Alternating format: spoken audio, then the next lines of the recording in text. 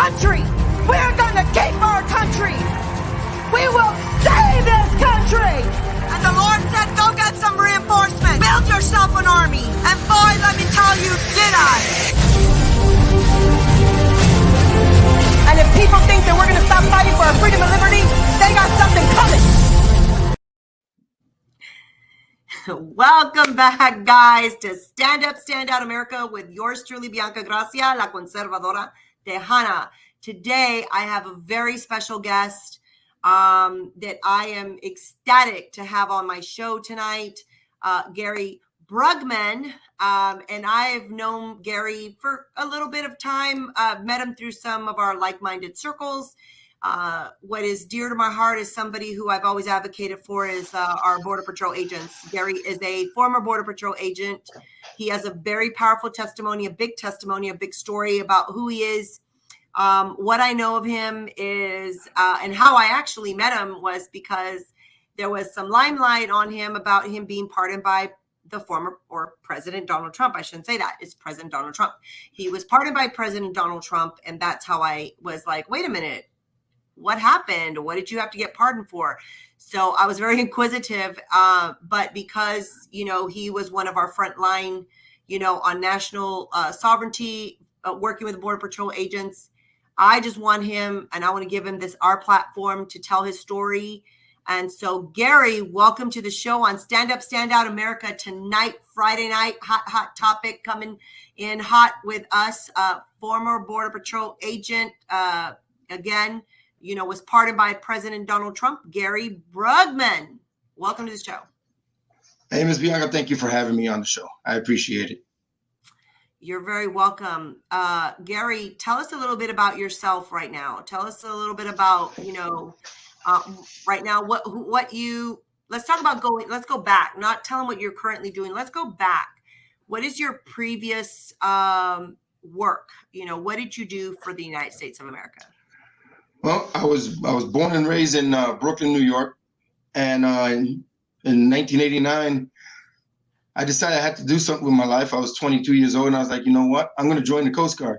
So I actually tried to join the Marines at the time, but they had a 2-year wait. And I was like, nah, I'm going to be over this trip in about a year or so. So I joined the Coast Guard, and it was the best move I ever made. I served 9 years in the Coast Guard, made it, got out as a second-class petty officer, bosun's mate.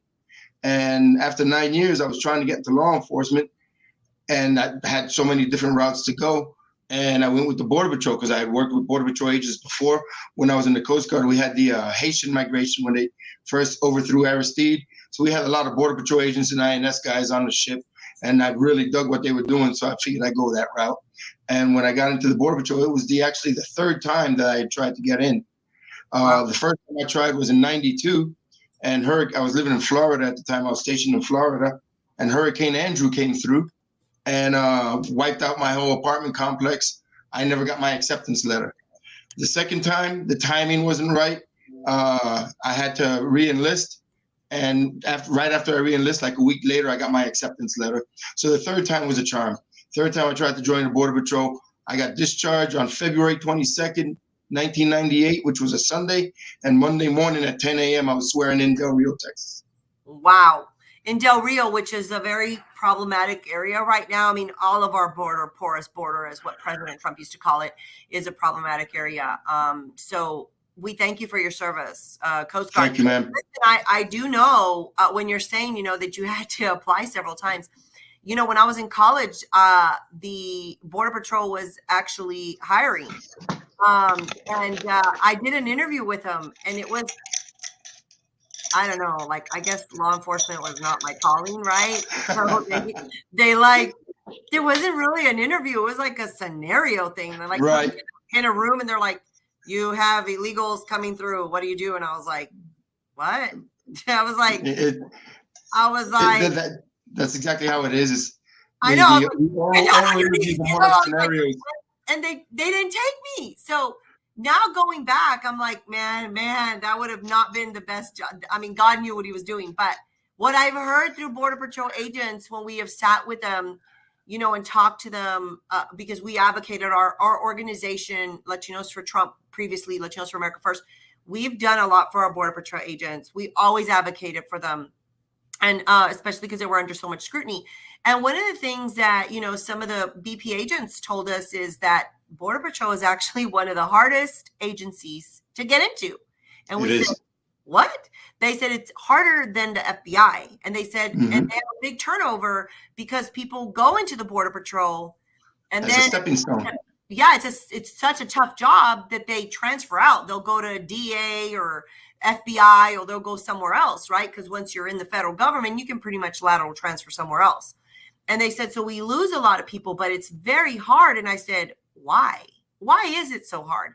And I remember they gave me an explanation, and they said, you know, basically it's policy, and it would take like an act of God to go back and, you know, have to rewrite things to make it easier for people to join, right? Not easier, but make it a little bit easier for them to join.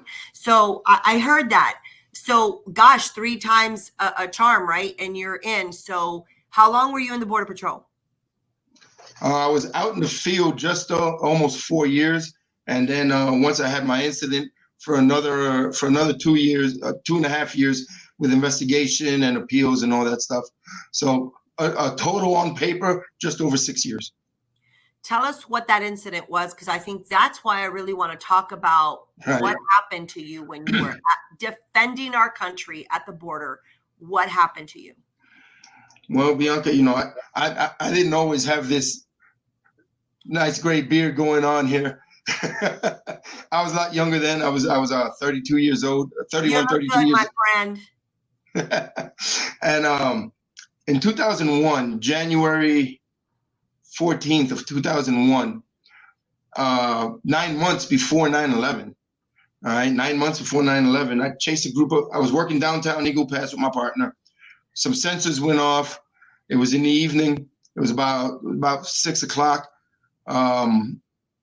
The scope truck, the guy working the scope truck said he had a group of about 15 coming across Leonard's Orchard, Rosetta Farms area. So me and my partner went to cut him off. I was in the passenger seat. He was driving, and he started chasing the group. So we got there as quick as we could. And I jumped out and I took over the chase because the other guy was in a scope truck. I didn't want to leave the scope truck. So I took over the chase, and I started chasing them for about 1.5 miles, the whole time yelling for them to stop. Párense. And they were jumping over barbed wire fences, going through ditches and everything. They weren't stopping. I had 38 pounds of gear on. That's how much my gear weighed. I had 38 pounds of gear on at the time. And I was losing ground on them after about 1 mile. They were getting further away. Another agent and his trainee rode up on me and asked which way they went. So I kind of pointed that way, and they took off, and I continued running. The trainee agent jumped out and caught the group. The vehicle had to stop somewhere else because he couldn't get through the ditch, and I passed it up. So when I got to the scene, by now it was getting dark. It was about, I don't know, 7 o'clock-ish. Dusk was setting. It was like light over here, January. It was like light on one side, dark on the other. Sun was setting. And from my point of view, I saw the agent. He had his back turned and he was going like this. And he was telling them to sit down. Now, some of them were sitting, some of them were standing. There were 2 of them behind him. He had his back completely turned to him. And there were 2 behind him that were squatted down, and they had their mochilas, and it looked like they were getting ready either to run or attack the agent. They were doing the bouncy thing. So I ran up on them. I put my hand on my weapon, and I used my foot as an extension of my arm, which is what we're taught in the academy, to push them to the ground. Siéntese. I knocked them both on their ass. Literally just knocked them down from the squatting to the sitting position. And that was it. They got transported. That's the last I ever saw of these guys. Now, 6 weeks later, on February 22nd, I was working that same area. We were on a midnight shift, and I was working with my partner. And just upriver, they had a narcotics coming across. So where there's narcotics, there are guns. So we all hurried to the scene.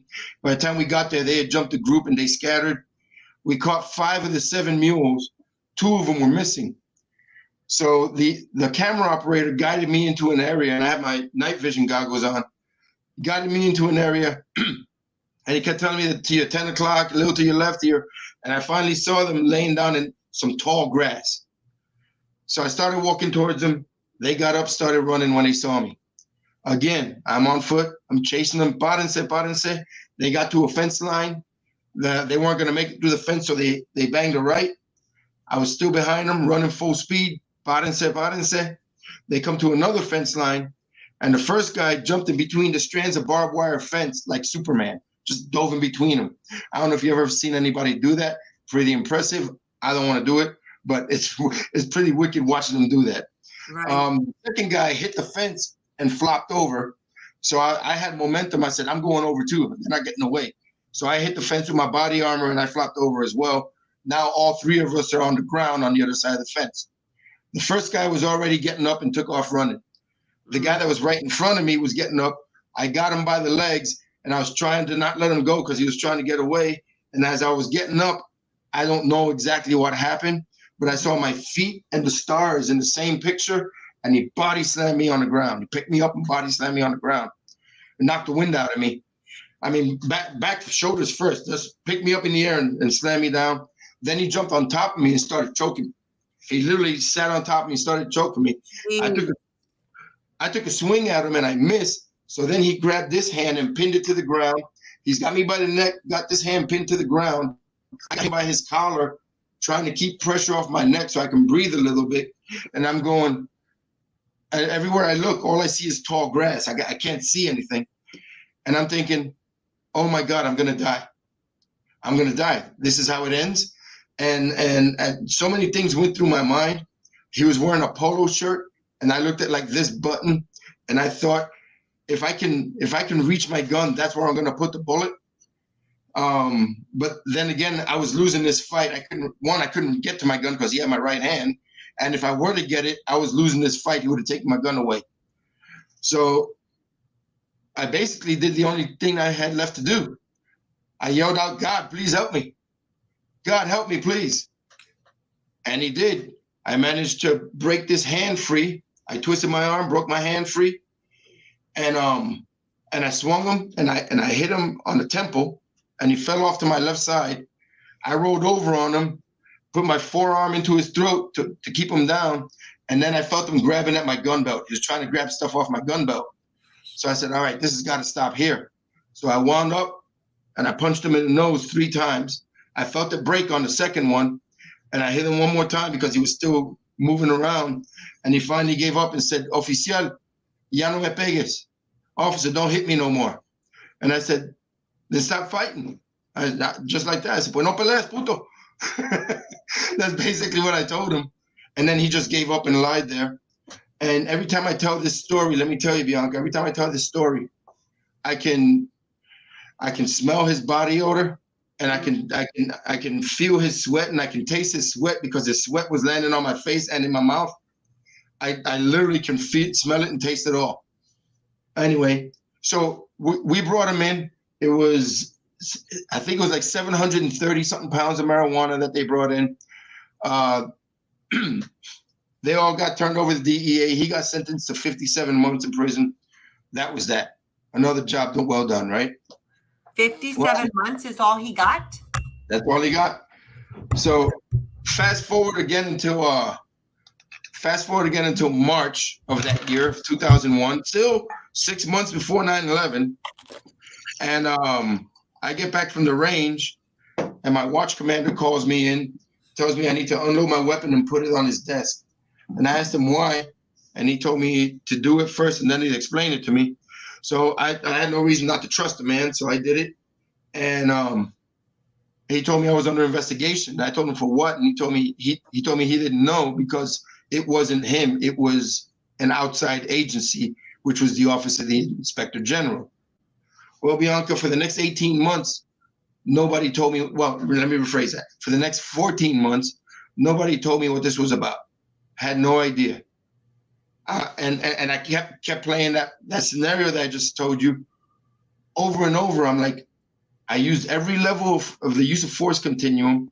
I yelled at him to stop. I tried to keep him down. I used empty hand. I didn't kill him. What did I do wrong?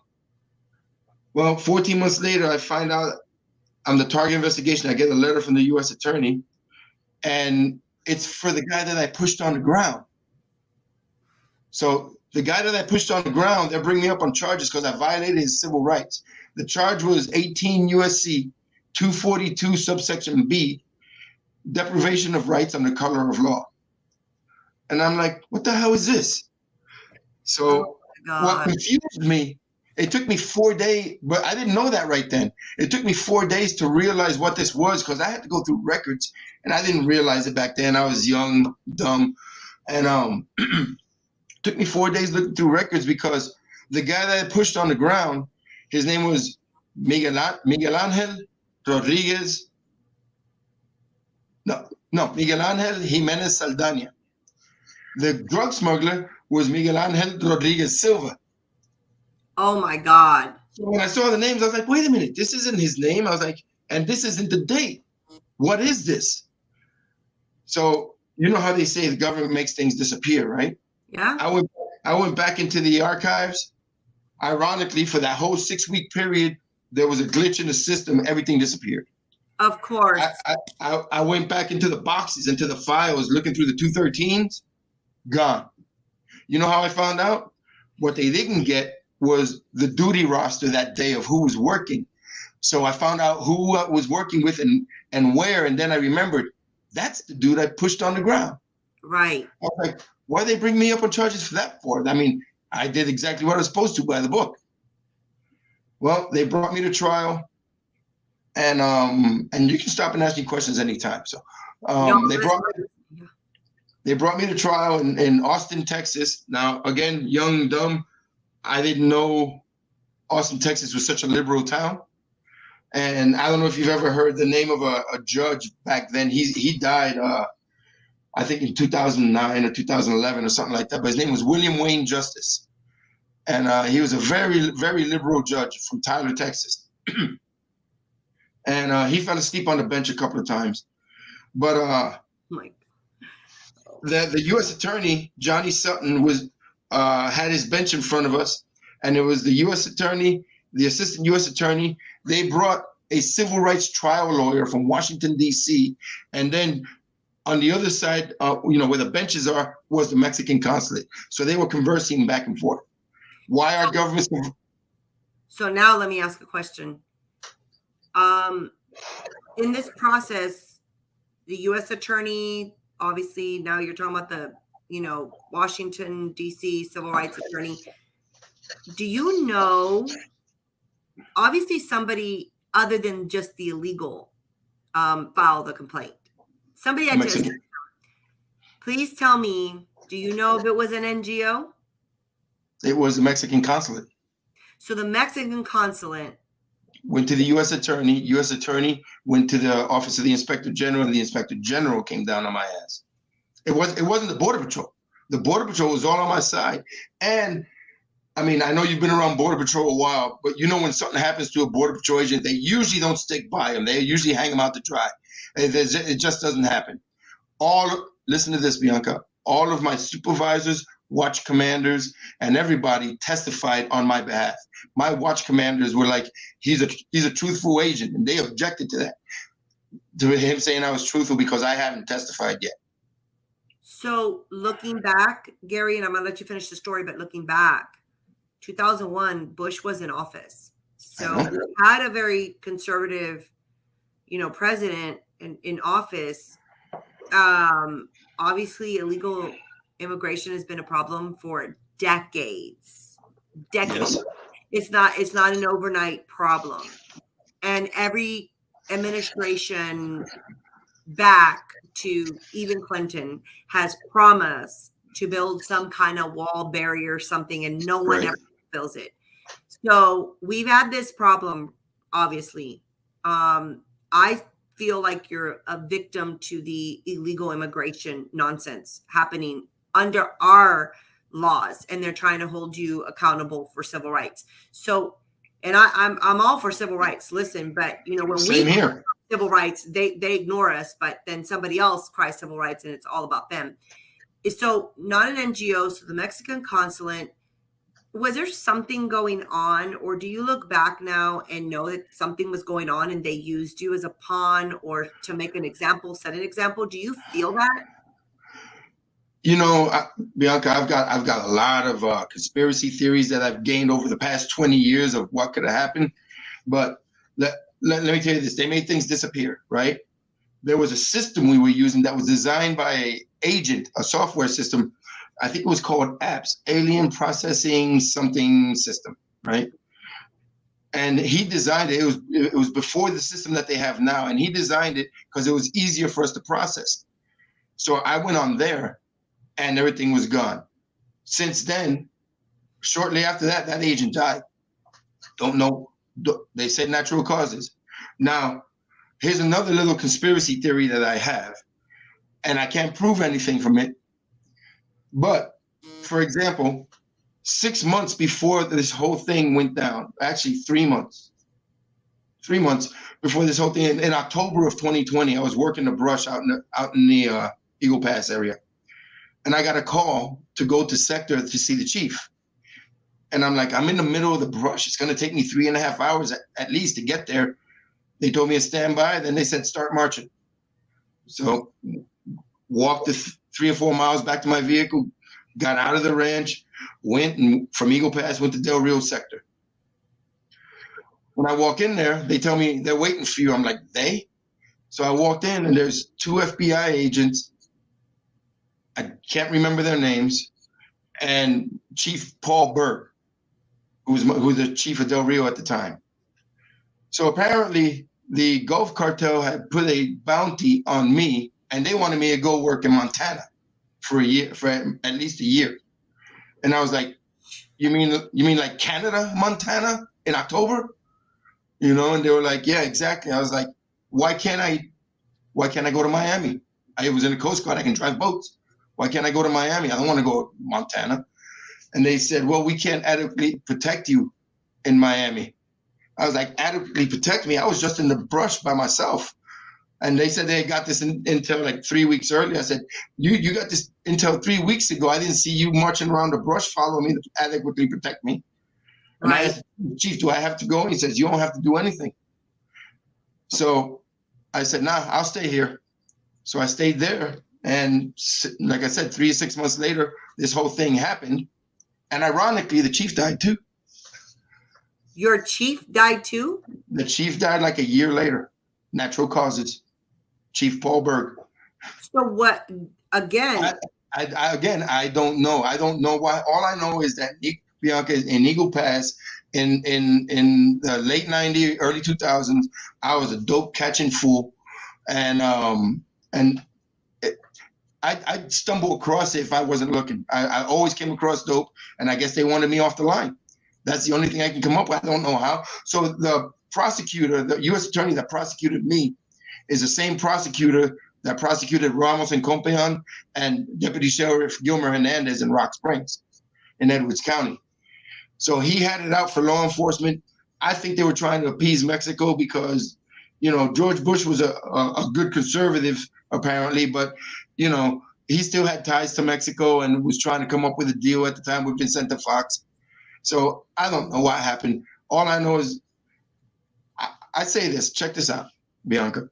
Mm-hmm. Look at what they've done to Bernard Kerik, the former police chief of New York City, during 9/11. Look what they've done to General Flynn, right? Look at what they've done to the president, to President Trump, Rudy Giuliani, all right? Look at what they've done to these people. What chance did I have against the federal government? I was just a little Border Patrol agent. You can't fight the federal government. The federal government will haunt you and drown you until you're broke, and you have to plea out. I never pleaded it out. They never offered me a plea. So what was, okay, so let's go back to that. So you go to court, the civil rights attorney comes from DC, and then finish telling us what happened. So this is how intense this case was. It was a 5-day trial, Monday to Friday. On Monday morning was jury selection. That lasted till about noon. Mm-hmm. We selected the jury.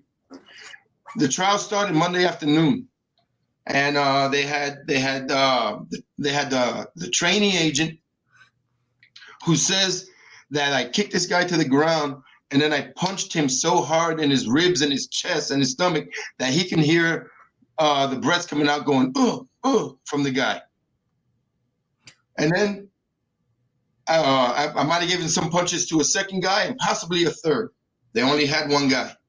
The illegal alien was our second witness. He says I pushed him to the ground, but I never punched him.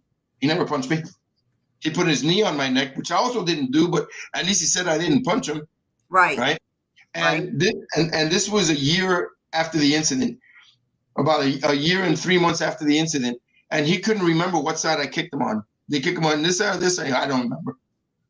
So my attorney had me stand up. He didn't ask the illegal alien if the guy that kicked you was in the room. He had me stand up and he asked me, is this the guy that kicked you? And the guy looked at me and goes, yo no sé. I don't know. Wow. I didn't see him. Yeah. So then they brought in the trainee's journeyman. And mind you, the trainee I can see because he was scared and they turned on him. This other guy was a friend of mine and he kind of got dragged into this. But still they broke him too because he says he didn't see me punch anybody. He was 80 yards away, but he heard the kick. Oh my God. So 80 yards, picture a football field. The guy's almost 3/4 of a football field away, and he heard the kick. That's how hard I kicked him. But a year later, the guy can't remember what side I kicked him on. That's how hard I kicked him. Anyway, so that whole thing lasted until about 10:30 the next morning, till Tuesday morning, when the trial, when the government rested, was 10:30 in the morning the next day. That's when they rested with that. But they had additional evidence. And they called a sidebar where the attorneys go to the bench, and the attorney came back shaking his head. I'm like, "What's going on?" And he's like, "They're bringing him in." I'm like, "They're bringing who in? What are you talking about?" And then as soon as he said the drug smuggler, I was like, "What?" And the doors opened, Bianca. Oh, I get freaking goosebumps thinking about it. The doors opened, and this dude comes walking in with a U.S. Marshal behind him because he was still in custody. They writted him out of prison to come testify against me. What? He's walking in, and he scans the courtroom, and as soon as he sees me, he just kept on walking, and the whole time to the bench was looking at me. I got up, I stood up, hands down, and watched him all the way till he got to the bench. When he sat down, when they swore him in and he sat down, then I sat down and crossed my arms. And me and him eyeballed each other for the next 4 hours. Our eyes didn't come off each other. He was eyeballing me. The interpreter would ask him a question, and he would turn his head, answer the question, turn back at me. Oh my God. And then when he was done and walking out, I stood up again, and he left. And the whole time, all the way to the door, looking at me. And he left. Wow. The judge said, "Well, that was interesting." And he asked, and once it was done, he goes, "Mr. Brugman, what's that all about?" And I said, "Your Honor, I don't know if anybody's ever tried to kill you, but if they did, I'm pretty sure you wouldn't want to be sitting down if they brought him into the same room as you." No. Wow. So that started on Tuesday afternoon, Wednesday, Thursday, and then it ended on Friday morning. And deliberations was Friday afternoon. They spent that whole time on this drug smuggler that I wasn't even charged with. The guy I was charged with was Monday afternoon to Tuesday morning. Right. But being they had pictures of this guy with his face all busted up because I took the pictures to document it. They used the pictures against me. And so I was found guilty. Wow. And let me tell you, before that ended, during one of the breaks, I was using the restroom in the Austin Federal Courthouse, and the civil rights trial lawyer comes in, and he uses a stall next to me, and he's trying to make small talk about it being Halloween in Austin, and am I going out drinking? I said, "No, are you?" He goes, "Nope, I got a court case to win." So I asked him straight up. I was like, "Mr. Gray, do you really think I'm guilty for this? Do you really think I did this? You really think I should be sent to prison for this?" And he says, "Doesn't matter what I think. All I know is I got a $50 million budget. Make sure you're going to jail. And you are going to jail. It's just a matter of how long." Man, a bucket of warm water felt like it was on me. And then he smiles and says, "See you in court." Oh So my God. It was a setup. yeah, I mean, I can't prove anything, but so, when it's happening is one thing. 20 years later, as you sit there and think, who knows? Let me tell you one thing. I've got Border Patrol all over here because I bleed green inside. Since 2002, since my trial, not one day has gone by that I don't think about being back in the Border Patrol. Not a single freaking day. Mm. When I was married, my wife even told me, he goes, you're gonna have to stop thinking about this. And then I was like, you know what, you're right. So I figured in 2018, in February 22nd, 2018, which would have been my eligible for retirement date, I said, I'm just gonna give it up. I'm not even gonna mention Border Patrol anymore. But then this guy by the name of Lieutenant Colonel Jeffrey Adicott, who runs a place called the Warrior Defense Project, took my case on pro bono and put my pardon application in, and I got it. So how long did you got found guilty? I stayed out on bond for a year. You stayed out on bond for a year? Right, pending an appeal. Lost the appeal.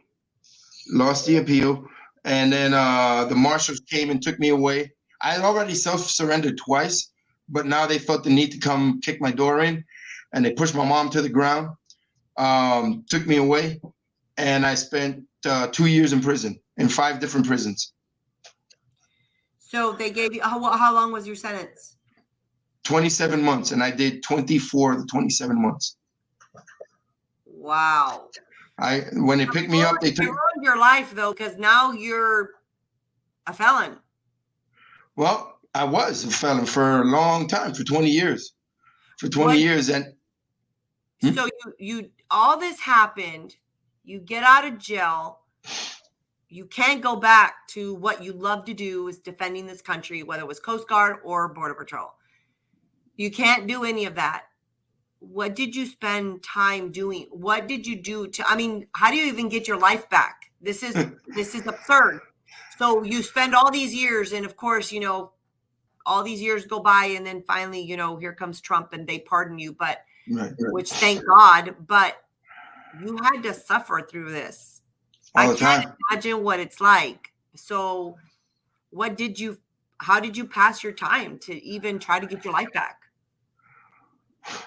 Well, I tried to stay busy, that's for sure. But I've always been working. After you're a Border Patrol agent and you chase groups of 40 or 50 people through the brush, yelling for them to stop, and you fight it out with dope smugglers in the brush day after day after day, bailouts to car chases, everything. There's not much that compares to that. Everything was boring. Every job I had was boring.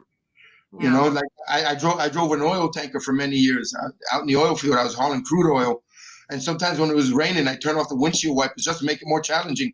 Because it was Gary. Oh my gosh! There is no job that compares to even being a Border Patrol agent. And all my friends tell me, man, it's not the same patrol. Man, it's different. The patrol's different. I'm like, I get that, but you know what? Getting your legs cut out from under you. I never finished serving.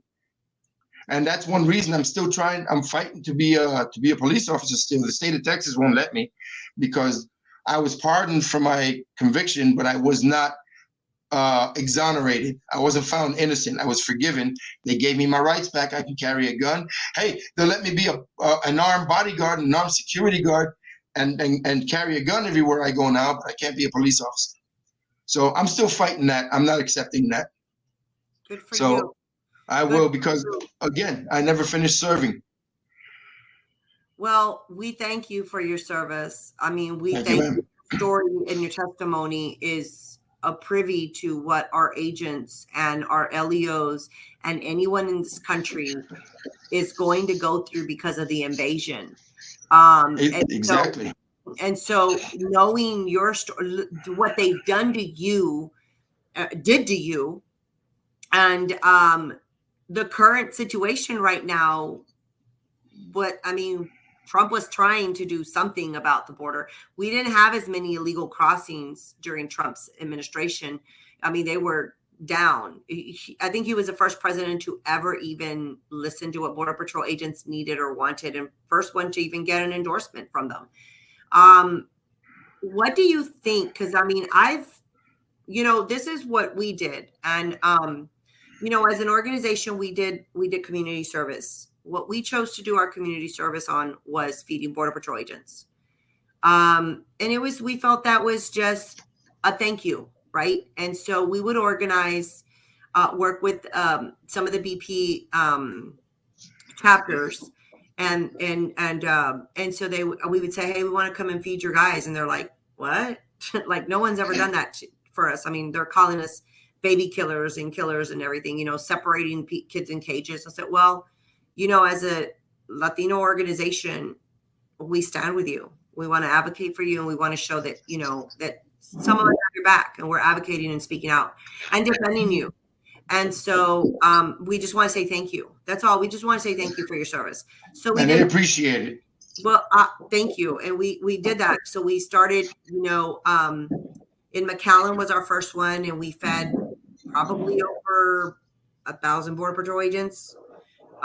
Whatever they can eat, can't they?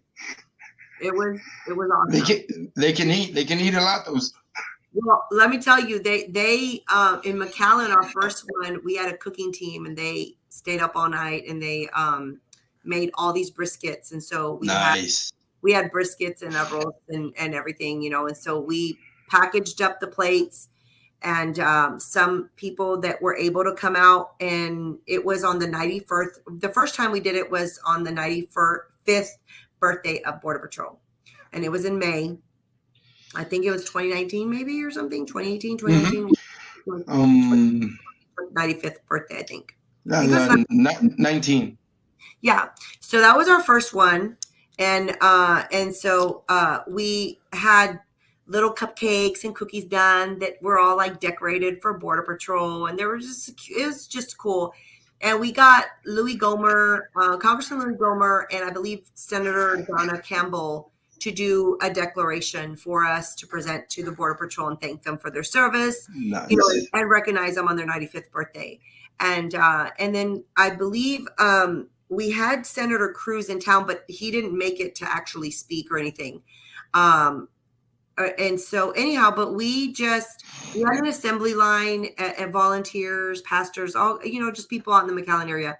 And we packaged all these plates, and we would call out to the region districts or whatever the offices.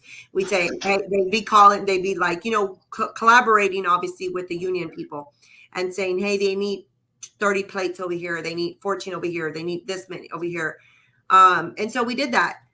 We packaged all the plates. We get drivers, and we'd run them over to the stations, because they were like, literally those guys were working endless hours. And there was one. And if I remember correctly, 19. That was when all the unaccompanied minors were coming across. Yes, and they were jammed up with that. Yep. Yeah, and they were having to be faced with diseases and everything, and so. I remember delivering to one of the stations, and Gary, my heart broke because, they were like, there was something going on. I can't remember what it was. They were saying that was coming across. It was not COVID yet, but it was whatever was coming across the border, and these agents were being exposed to it. And when they answered the door to come and get the plates to eat, their food, you could see their face. You could see the morale. The drain. Yep.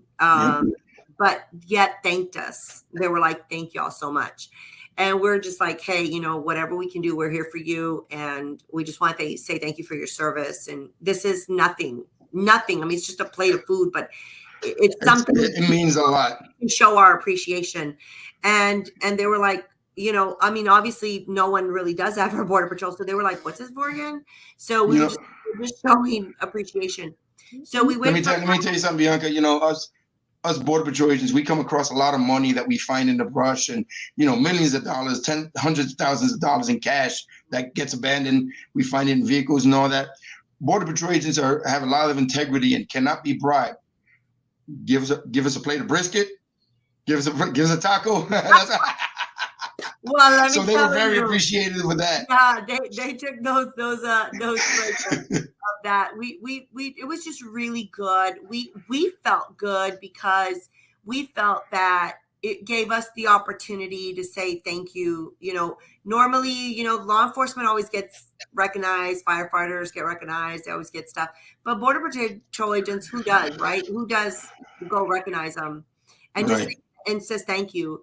So they were so thankful. We even had people that actually drove out to the checkpoints to deliver plates. Nice. And they were just like, y'all came all this way, and we're like, y'all do way more than just drive over here 45 minutes, hour, right, to deliver some plates. I mean, you guys are It's not just a plate. It's the thought and the fact that they're hungry, because Border exactly. Patrol is always hungry. But yeah, believe me, they appreciate it more than you know. Yeah, so it was really a good thing for us. So we felt really good about that. So it's we at first, you know, it was McAllen sector. So then we went on to Laredo, and we went and did Laredo, and then we went from Laredo, we went over to El Paso, and El Paso sector actually has all the way to New Mexico. So we drove all the way to New Mexico to deliver plates. Wow. In El Paso, we didn't do the brisket. What we did was, it was right before Thanksgiving. So what we did is, there was this well-known guy who has some kind of restaurant. He's known for Thanksgiving. Like, he, you know, does turkeys, right? Right. He closed his business. It's one of the top, listen to this. It's one of his, like, Thanksgiving is one of his top money-making days in the year. He closed it just to do all the turkeys for us to be able to serve you guys a Thanksgiving meal. That's awesome. It was fantastic. So we had, you know, and then we even had leftovers, and some of our people there went and we put like little platters, you know, like platters together, and we went and just fed the homeless, because we weren't going to throw the food away. But of course not. All of our Border Patrol agents had, you know, their plates and stuff. And yeah, I mean, they were just like, what did we do? What is this for? I mean, same thing. No one ever expects it. And I couldn't believe that no one has ever really shown appreciation to our Border Patrol agents. So no, you know, Bianca, in Eagle Pass, there was a place. It was owned by a early back in the day, when I was in the police and the Border Patrol in Eagle Pass didn't get along very well. It's changed now. But back then they just didn't, you know, because we made more money. We had better weapons and vehicles than they did. We were way better looking and got more girls, you know. And it's true. It's true. You know. Oh, you guys are crazy. And one of them came up and opened up a barbecue joint. And on Saturday afternoon, law enforcement ate half price. They wouldn't let us eat half price because they said, y'all ain't law enforcement, y'all Border Patrol. Wow. Mm-hmm. Wow. Well, let me tell you, that's why we did what we did. And then we circled back and we came back to McAllen. And this time, not just that sector right there, we extended it all the way down to Brownsville. So we went to Brownsville. And this time we did something different. We didn't do the briskets. This time we did street tacos. So we had local restaurant there. You're just trying to make us fall in love with you, ain't you? Oh, no, I'm telling you. Hey, I'm a wife, so I know that the, you know, straight to the heart in a man is like feeding them, right? And you gotta give them beef. They like beef and potatoes for some reason. So we did that. You know, it's our manly men, so we got to keep them. You know, we got to give them that protein. And so yeah, but the street tacos, man, that was a hit. Those are the bomb. I mean, look, the briskets all day and they can get, but the street tacos, oh man, they were delicious. So we did street tacos, and then your Del Rio sector, Eagle Pass sector, the president over there was like, why y'all feeding everybody else? We're the ones the brunt of stuff right now. Like, what about us? No one goes and visits them, right? Because they're out in the middle of nowhere. And you know, before I was just thinking that, I said, you said you were from Laredo to El Paso and skipped Del Rio? I was thinking that earlier, but I didn't say it. we didn't have our contact there yet, but then they found out. They were like, wait, what about us? So we went and we said, okay, well, we purposely want to forget y'all. We just didn't have a contact. So I said, and then we got a contact, and the guy was phenomenal. I mean, he worked with us very well. And by this time now, we had other organizations, other groups that saw what we were doing. So they wanted to help. And so we were working with, Border Patrol and saying, what do y'all need? Like, what are some needs? Obviously, you guys need guns, because I was, told that there's a shortage. But what else do y'all need? So again, they tell us, hey, we're out in 5, 10 mile, 20 mile, 50 mile ranges by ourselves. And, they ask for like the little powders that go into water. Electrolyte quenchers. Anything that helps you guys, that you can put something in your water. They said, you guys don't know what that means to us. Protein bars, bug spray, hand sanitizer. And I tell you, man, some of these other organizations put together thousands of dollars of hand sanitizer that I think Border Patrol agents were like, what in the world? The love of community that came out, just because we were at the forefront pushing, right, to do something for Border Patrol agents, that other people saw that and they're like, well, how can we help? And the amount of love that has been shown to our Border Patrol agents from our like-minded patriots out there saying, hey, we thank you. We believe in you. We know you have a job to do. And I heard it over and over from Border Patrol agents. We just want to do our job. That's all we want to do. We don't want to be stuck processing people for 4 to 5, 6 hours, knowing that then that leaves our border open for susceptible to all of the bad stuff that comes in. Right. And they want to do their job. And that's what's happening now. Yeah, exactly. So that's what we did. So that's why BP it has a special place in my heart, because I know there are frontline workers, right? Keeping our nation safe and secure, and they're not allowed to do their job anymore. So we've really been an advocate for Border Patrol agents. I'm going to tell you that we're probably one of the only organizations, the only Hispanic organization that I'm aware of that advocates against any pathway to citizenship or amnesty. We do not believe in that. We don't need it. We don't. We have a process. Obey it. Yeah, exactly. I mean, I'm all for maybe trying to, do something to make it maybe easier for them to come here if they want to come work, right? Not make the process so difficult sometimes, or just made affordable to the rich, right? I get that, but walking over and then just handing you amnesty and citizenship isn't going to cut it, And so we're the ones that advocate against it. We even got mad at Trump when he was trying to put it on the table. I mean, we were like flooding their lines going, we're not supporting this. I mean, we're not supporting this. And so, that's how where our advocacy is, right? Is really looking out for our Border Patrol agents, our LEOs, our sheriffs. It's a place in our heart. So I'll go back and tell you, so you go back, you serve your time, these years go by, you finally get an opportunity, someone pleads for you. There's a lot of people that come to bat for you to get you a pardon. What does it feel like when you get the pardon? And when were you given your pardon? It was December 23rd, Christmas Eve of 2020. Wow. Of 2020. And I knew he had been giving out a few pardons, and Ramos and Compeon, I advocated for them to get their pardons as well, and they got theirs the day before I did. And I was like, what? How'd they get one and I didn't? How'd that happen? But I got mine the next day, and I got a call from. I wish I would have known, because I didn't know you guys had, were trying to get pardons. I kept pressing on the White House because I estaba la little Kim Kardashian and, Kanye West, and they were over there pardoning. And listen, I'm not trying to make it a color. Don't think I didn't try calling Kanye. No, listen, I'm telling you, but I'm like, why is there, every time I looked at the list, there was like blacks getting pardoned. I'm like, where's the Hispanics?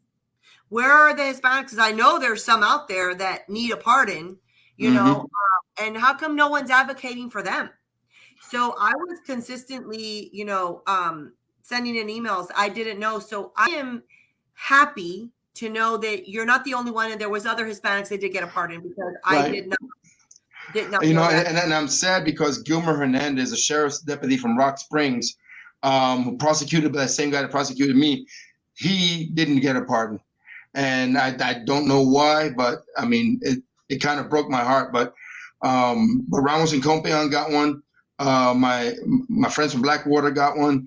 There was also, on the same day as me, there was a female police officer. Her name was Stephanie Moore, and she spent 8 years in prison because she was a Prince George County police officer up in Maryland, and she released her dog on a crackhead. Dog bit the crackhead. She violated her civil rights. They sent her to prison for 8 years because the dog bit a perpetrator. And I don't know the details, but all I know is that everybody that I do know that know her, because I'm big in the police world, says she was an outstanding police officer. But she did finally get a pardon as well. And I was with my mom in my truck at the time when I got the call. And I was my mom's caretaker. She was 88 years old and she had some dementia. And while the White House was talking to me and reading me the press release, I was crying. And she's like, "What happened? What happened?" I said, "No, Mom, this is good. Don't worry, this is good. I got my pardon." And she was so happy. And the funny part is she had some dementia. So I must have told her 5 times that I got a pardon, and every time she was thrilled. So she enjoyed it like 5 times. I love it. Oh my God. Gary, I used to be a caretaker to, many people don't know about this, but I used to be a caretaker for 2 elderly a couple that lived in my neighborhood. It was my dear friend's parents, and I helped her, and the mom had dementia, and the dad, like, all of his body didn't work, but his brain was super smart. So it was like two bodies, and they would, you know, but I'm very familiar and aware with the people who have dementia, and you have to, like, you repeat yourself all the time, and they get excited. It's like you're telling them the same, and they, you know, it's a process. And so I feel for you, because it's a tough job. People don't realize. I took care of my mom for 2 years, and it wasn't easy, mainly because, you know, she was an old lady and I'm a grown man. You ever try to undress an 88-year-old lady that doesn't want to get undressed to take a shower? Oh man, it was a fight of my life. But unfortunately, I caught COVID last year, real bad, almost died of COVID. I got trached. I spent 58 days in a hospital and 17 days on a ventilator. And she passed away while I was in a coma on a ventilator. So I never really got to say goodbye to her. Oh my God. She's one reason I think I'm alive right now, because I know for a fact that she was up there with Jesus Christ and our Lord God saying, "You don't want him up here. Don't let him live. Let him. You no lo quieres aquí. No lo traiga. I've been living with him for 2 years." Yes, listen, pobrecita. Our condolences obviously go out to you. Actually, one of our state directors, Myra, which is dear friends of yours as well, big advocate for Border Patrol as well. Myra was consistently blowing up. I'm a big prayer warrior. I always tell people I'm the daughter of the high Same school. here. And so she would tell us, she was like, I mean, she freaked out when she heard that you were in the hospital. And she was like, "Beautiful, Myra. We were praying for you." She would get updates from a mutual friend, and she would send the updates. And then one day she was like, "Hey," she's like, "he's awake," or, you know, something. You'd kind of not recovered completely, but you were awake. And so we were getting the updates, but we kept you in prayer. I felt them. I felt a lot of prayers. Prayer chain. Yeah. We were praying for you. Thank you. And asking the Lord, you know, just to spare your life, because we didn't want to lose you. And so, you know, I don't scare very easily. I really, really don't scare very easily. And I was terrified, you know, and I'm okay with dying. I just didn't want to go that way. I didn't fight for 20 years to get a pardon from that was given me by President Trump, just to die from some China virus. You know, It wasn't, but I woke up paralyzed. I woke up and I was completely paralyzed. They medically paralyzed me, because when they put me on the ventilator, apparently I was resisting the sedative and I was trying to yank the tubes out. So they loaded me up and I literally woke up. I had to learn to walk. I had to be fed. I was soiling myself. They had to feed me. My hands were shaking. I mean, I was a mess. When I woke up, I had such vivid daydreams. I didn't know what was going on. I was out for 3 weeks. Gary, our heart goes out to you. You are just an American hero, is what you are. And you've gone through so much in this life. Know that it is by no accident. The Lord tests you in the weirdest ways, right? I mean, he just puts you through these tests. And if you pass those, if you get past that storm, your breakthrough and what your purpose in this life is about to come. You know, you will be rewarded for everything that you've had to go through. Don't think that nothing is forgotten, or know that your mom is advocating for you now. You are going to be used in a mighty big way in saving this country and being pivotal in where the direction of this country goes. Our hearts. That's my big concern now, is the direction of the country, Bianca. Yes. The direction that this bastard administration is taking it. You know, I mean, I don't know of anybody who could have intentionally tried to ruin the country. You got me saying company now. The country quicker than this old bastard did. You know, I mean, I don't understand why you would want to destroy the greatest nation in the world. I don't understand. Their agenda. It's been their agenda. This is. I know it. Wanting to do for years, 100 years probably. They've had this in the making, and they're not going to let it go easy. And Gary, I just want to say, with the invasion going on at the border, before, I forget to ask this, what do you think our Border Patrol agents are going through?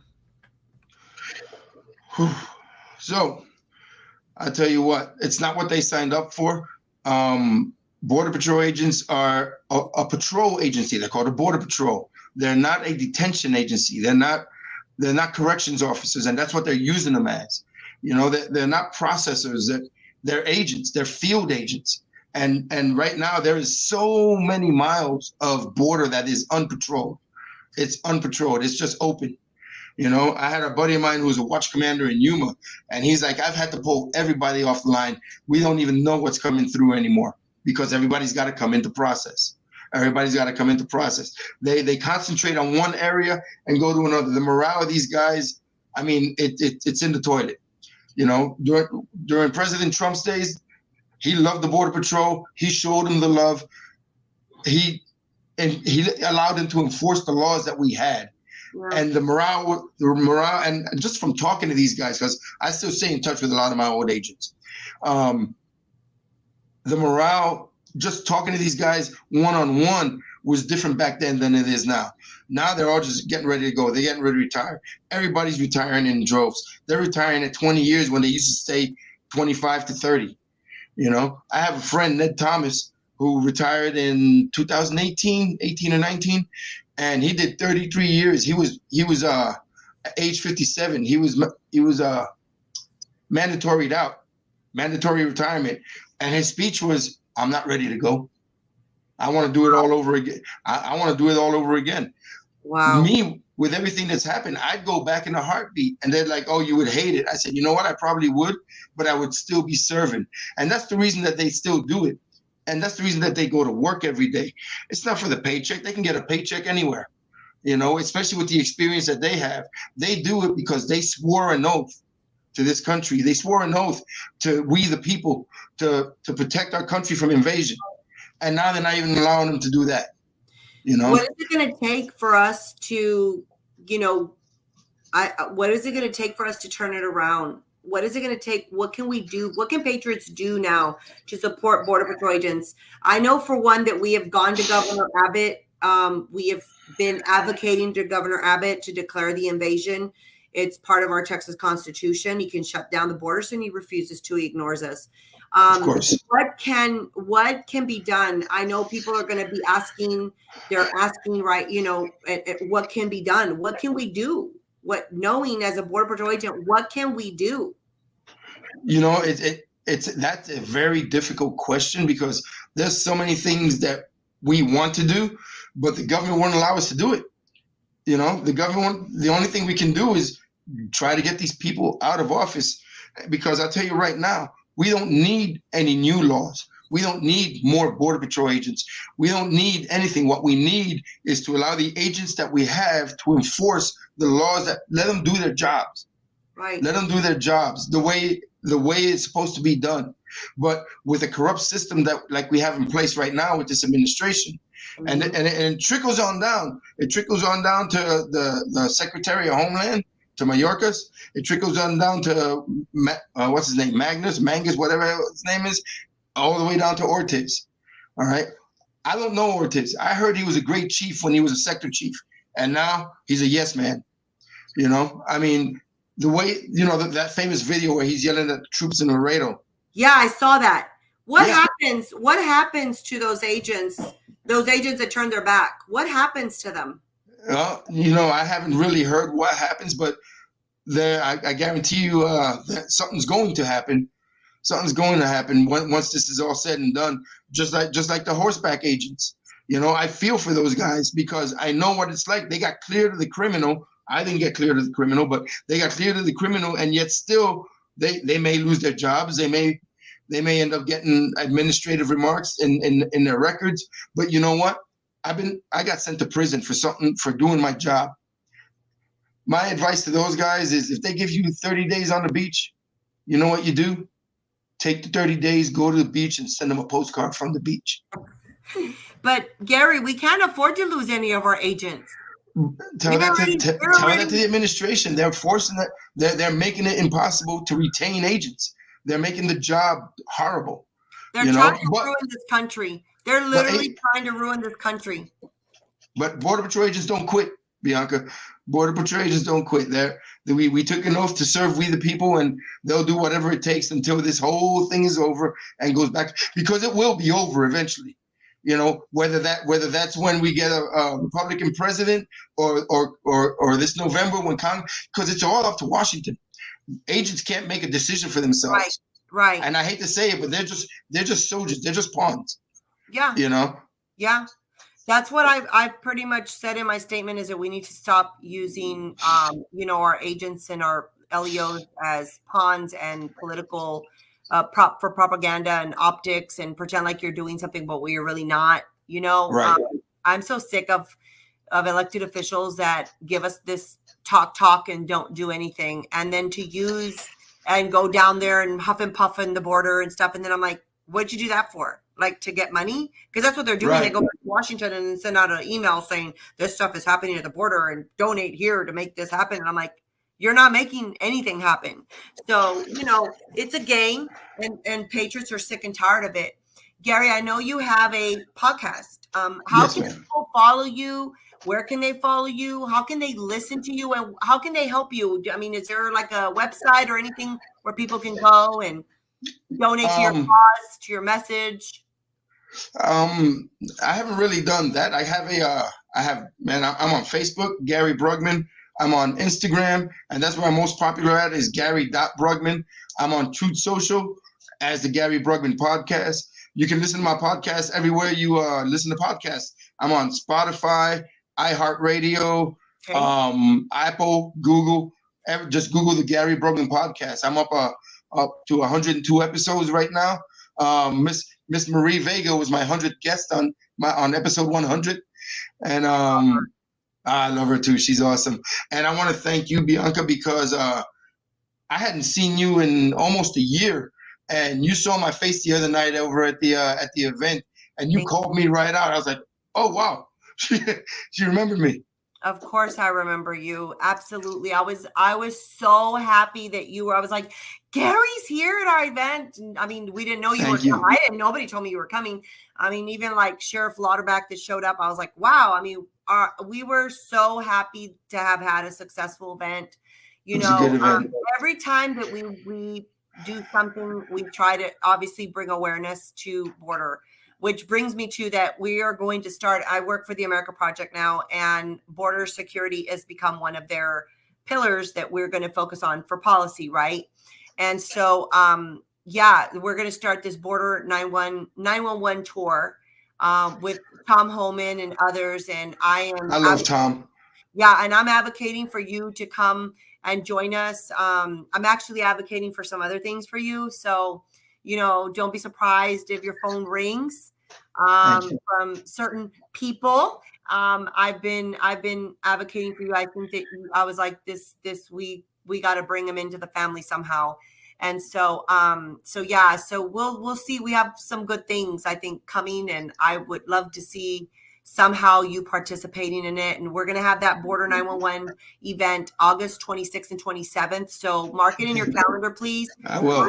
I'm going to do I think I'm going to do a panel.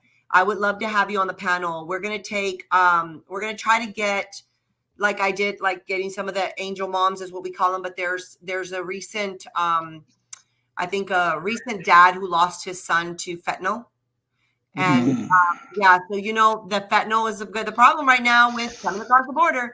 So we're gonna have to talk scary stuff right there. Yeah, we're gonna have to talk about these things. And so the son was not a drug addict. He was not a drug. He just got the wrong pill and died.